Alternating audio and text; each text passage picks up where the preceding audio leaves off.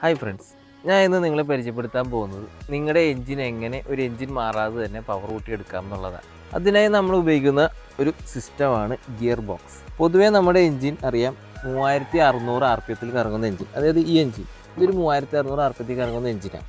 ആ എൻജിനെ ഒരു വലിയ ഗിയറിലേക്ക് മെഷ് ചെയ്യിപ്പിച്ച് അതിൽ നിന്ന് 1800 RPM ആക്കി അതിൽ ഔട്ട് വരുന്ന എൻജിനാണ് ഗിയർ ബോക്സ് വെച്ച് വരുന്ന എൻജിൻ. അപ്പോൾ അങ്ങനെ വരുന്ന എൻജിന് പൊതുവേ ഒരു ടോർക്ക് നമുക്ക് കൂടുതൽ കിട്ടും. അങ്ങനെ നമുക്കൊരു 5 HP വരുന്ന എൻജിൻ നമുക്കൊരു 5.5-6 HP പവറാക്കി നമുക്ക് വർദ്ധിക്കാൻ പറ്റും.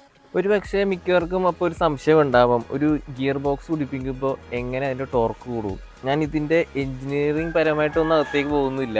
നിങ്ങൾ ഒരു കാര്യം ആലോചിച്ചാൽ മതി. ഒരു കാറോ ബൈക്കോ ഓടിക്കുന്നവർക്കറിയാം, അതിൻ്റെ ഫസ്റ്റ് ഗിയറിലും സെക്കൻഡ് ഗിയറിലും പൊതുവെ വലിവ് കൂടുതലായിരിക്കും. അതിൻ്റെ 4th and 5th വെച്ച് നോക്കുമ്പോൾ ആ ഒരു സെയിം ഒരു പ്രിൻസിപ്പിൾ തന്നെയാണ് നമ്മൾ ഇവിടെ യൂസ് ചെയ്തേക്കുന്നത്. ഈ എൻജിനുകളുടെ കൂടുതൽ വിവരങ്ങൾക്കായി താഴെ പറയുന്ന നമ്പറിൽ കോൺടാക്ട് ചെയ്യുക.